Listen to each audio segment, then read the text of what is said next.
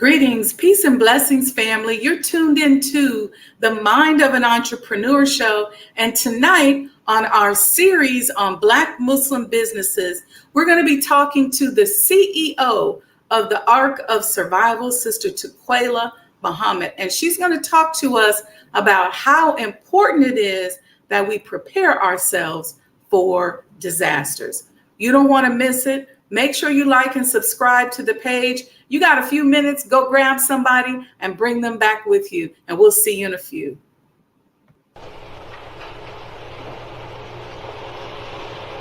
O Allah, guide me among those whom Thou hast guided thee right, and preserve me among those whom Thou hast preserved, and befriend me among those whom Thou hast befriended. Bless me in whatsoever Thou dost grant me, and deliver me from the evil of what Thou hast judged. Surely Thou judgest, and none can judge against Thee, and he whom Thou befriendest is not disgraced. Blessed art Thou, O Lord, and exalted be Thee above what they set up besides Thee. I bear witness, nothing deserved to be served besides Thee, and I bear witness that Muhammad is Thy servant and apostle. Amen.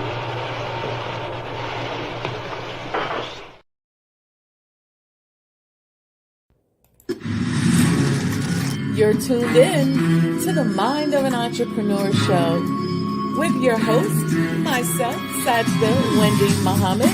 I am a multi-million-dollar business developer. I have developed business and real estate around the world, and I want to share with you my mental strategies, my technical strategies, and how I made it in the world of business. So I don't teach theory. I tell you about my life and introduce you to people who can also share with you what they've done to become successful. This is a practical show.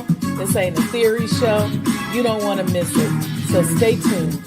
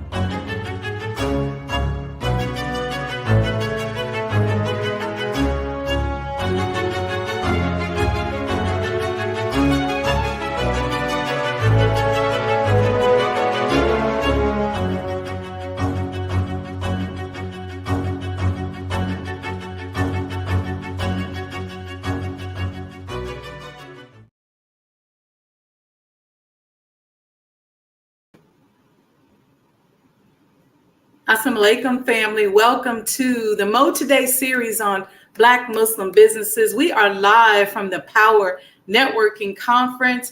We're going to make this a short but sweet show tonight. I have to get back to the town hall meeting here at the conference, but this is a must watch for each and every one of you. You know, when I grew up in Nebraska, and we were taught how to take cover during tornadoes. We were taught how to look for and how to identify the safest place in a building to take cover. We were taught as young children how to determine where the tornado was coming from and where in the room we should take cover. When I first became a member of the Nation of Islam, among many of the things that we learned, like how to read labels, having a survival kit was a necessity.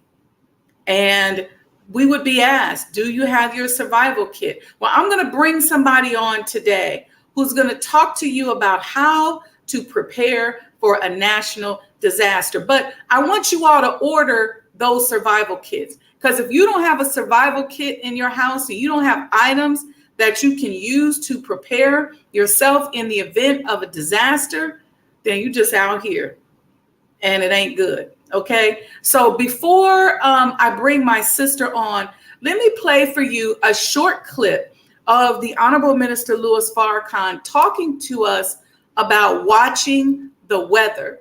If you all know anything right now, because of climate change or whatever you want to say, on the coast especially, the weather has become extreme. We're even having extreme heat and a lot of different weather events here in the Midwest. And it's escalating. It's getting worse and worse. So we need to know what to do. What happens if you're without lights for a week, or without heat for a couple of days, or without air conditioning for a week or two?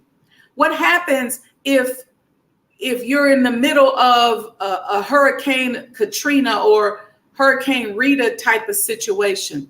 What happens if there's a tornado? How do you survive and how do you make it? We all know that we can survive, but we want to be prepared. So this quick clip, it doesn't have any video to it. It's just audio. So I want you to check this out. And I'm going to bring you back and introduce you on the other side to Sister Tequella Muhammad, who is the CEO of the Ark of Survival. And you'll have her email address so that you all can go out there. It does not cost a lot of money, but buy her survival kit. You don't have to get the list and go out and go to Walmart and all these places and pick everything up. She has them already together, but you need that in order for you and your family to survive. Okay, so we'll be right back and we'll introduce you to Sister Tequella on the other side.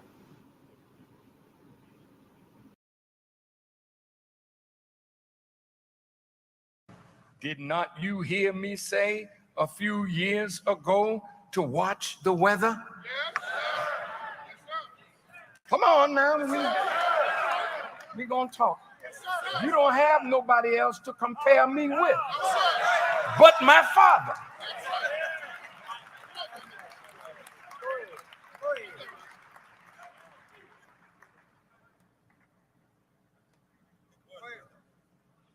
Listen. I told you, watch the weather. The distress would come, the fall of your dollar, the weakness of your economy. This is what the Honorable Elijah Muhammad has said, and this is what his faithful minister has said. In 2011, President Obama shattered the single-year record for disaster declarations with 242 disasters in total. Before him, only President George W. Bush declared more, having signed an average of 129 disaster declarations a year while in office. He was in office 8 years. And every year of his 8, over 29 disasters a year. Now watch this. After 2011, which has the record of disasters, I said again, watch the weather. Because God don't fight with your cheap weapons. God fights with the forces of nature. Rain, hail, snow, wind, drought. He uses the insects and the animals and turns nature against you. You can't win in a war against God. But keep on going. You'll understand it better, not by and by, but very soon.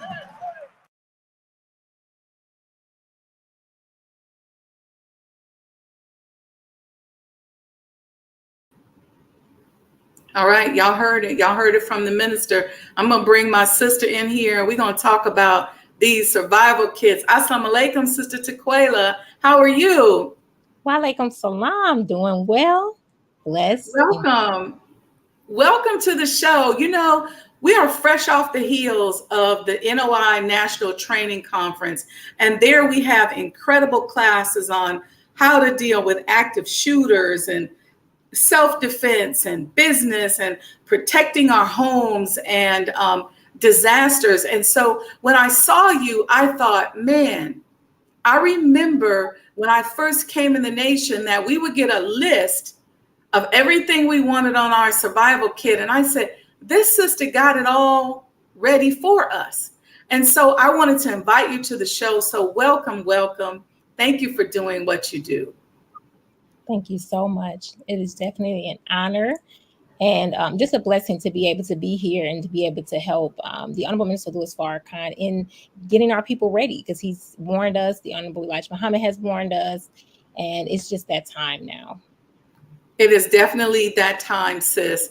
I want to talk to you about first your background and how did you turn, listen, I get so excited when I see people turn the teachings into a way of sustaining themselves. Okay, that means that you get this on a whole nother level. How did you get into this and what made you think of this?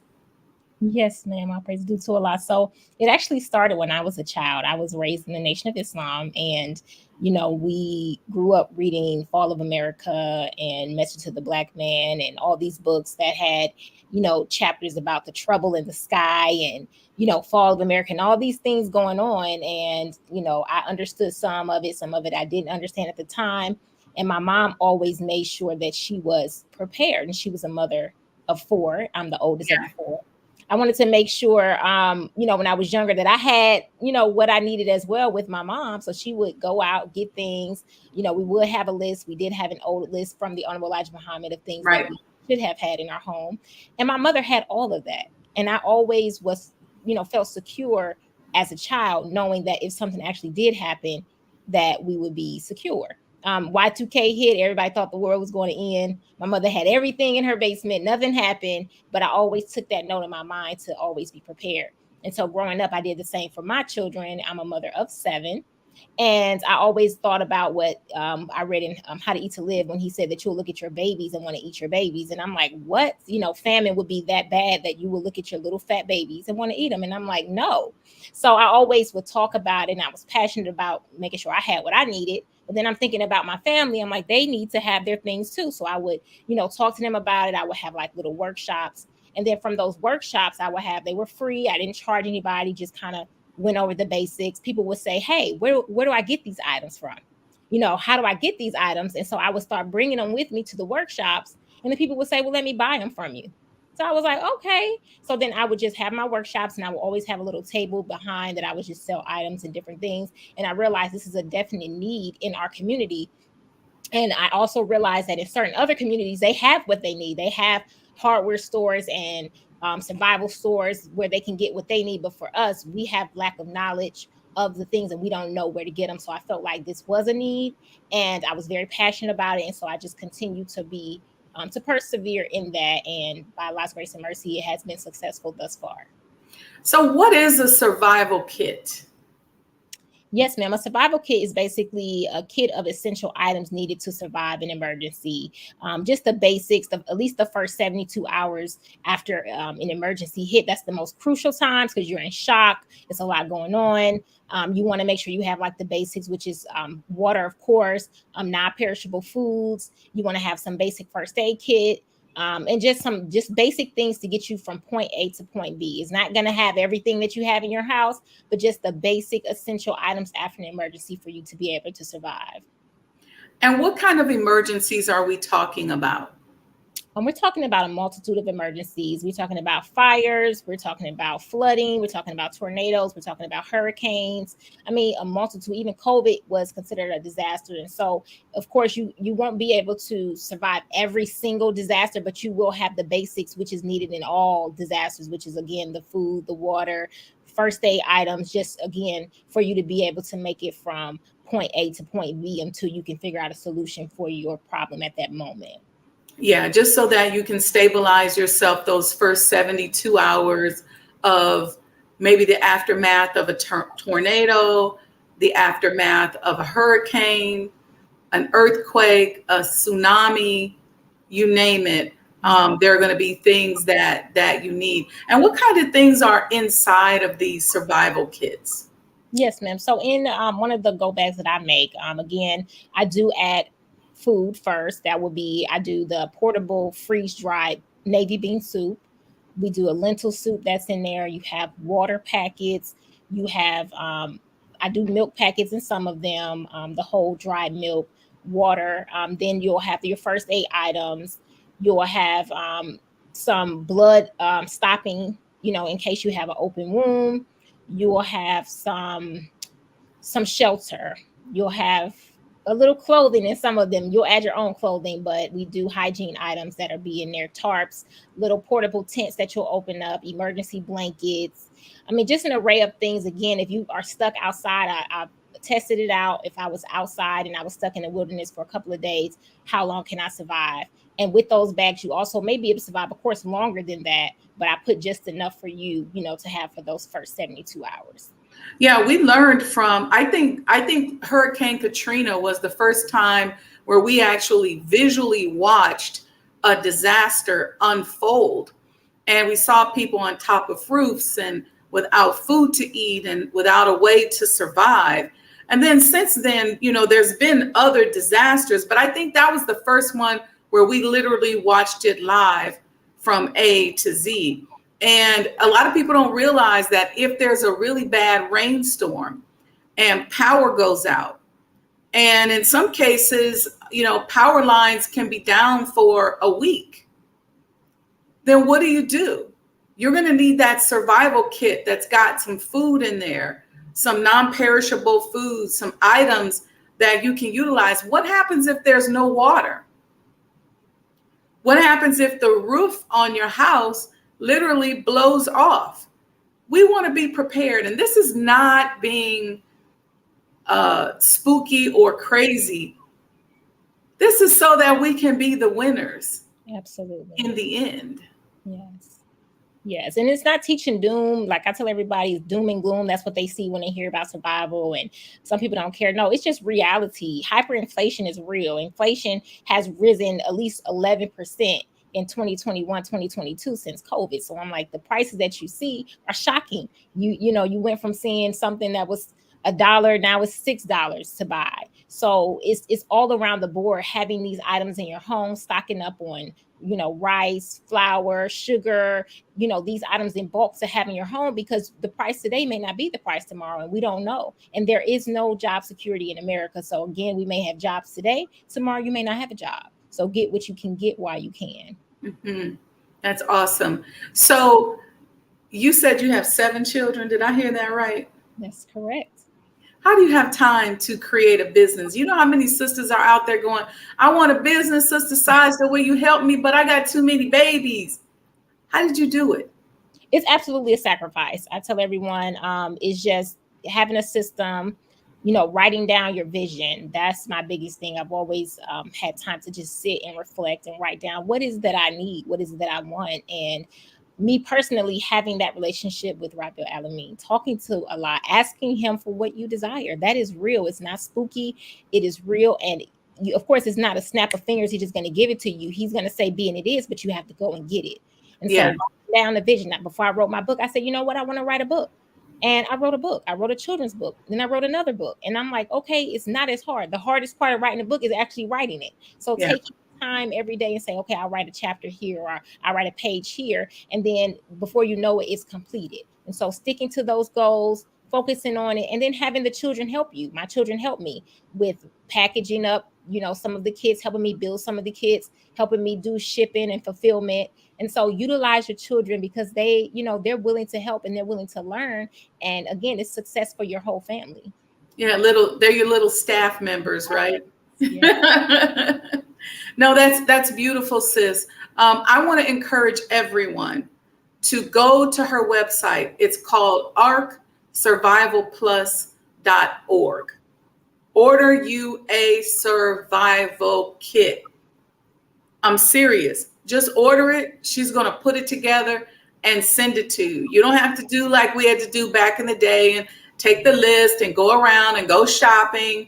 I remember a lot of times there'd be things on the list that we couldn't find, and somebody would find them and we'd be passing them out. Look, I'm going to order me one, and I got a bunch of stuff, but I like having more than is needed. Those extra beans, those extra things, extra first aid kits and all kinds of stuff, just knowing that you're ready.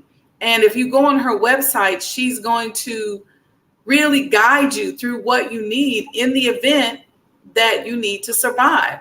You want that portable way of heating up food.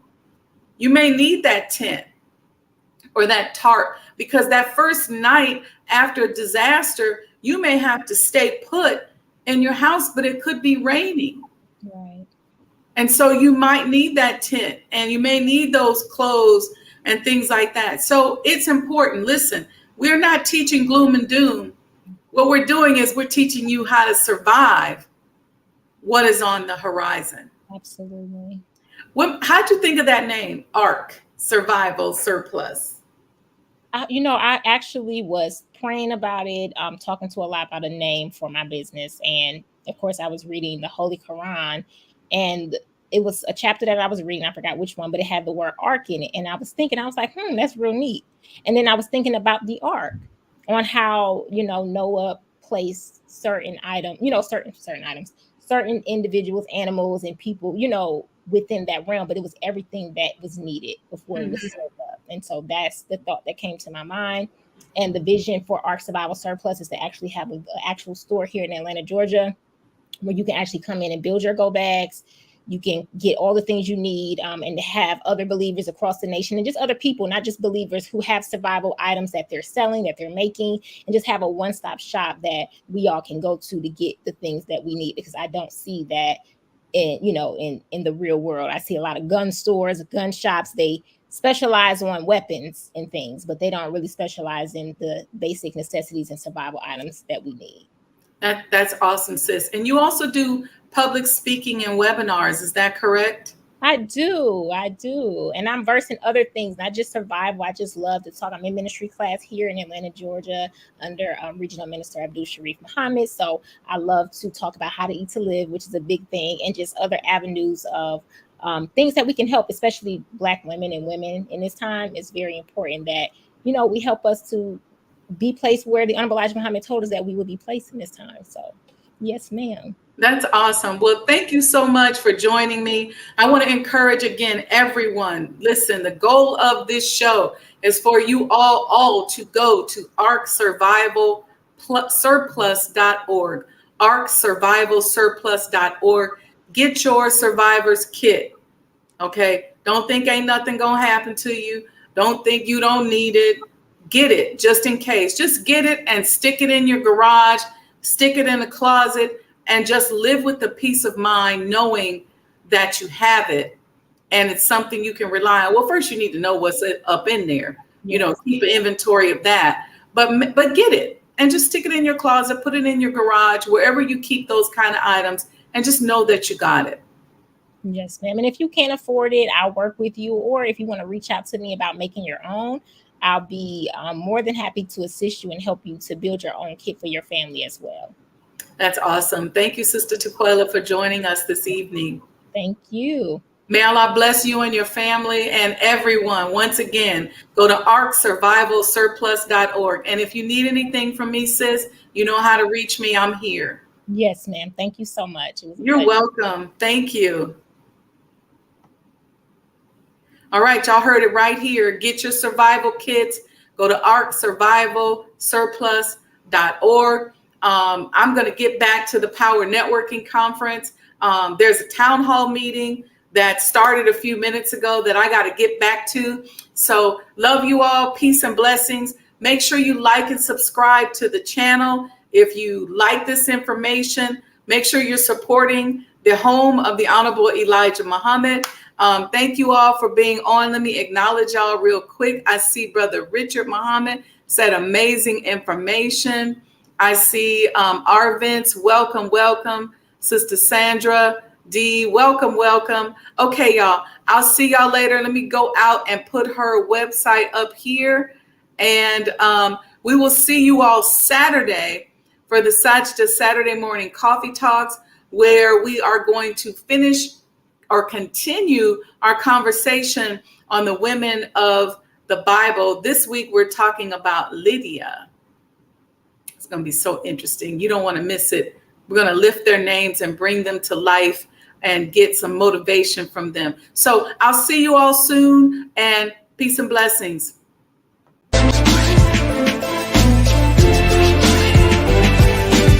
You belong to yourself.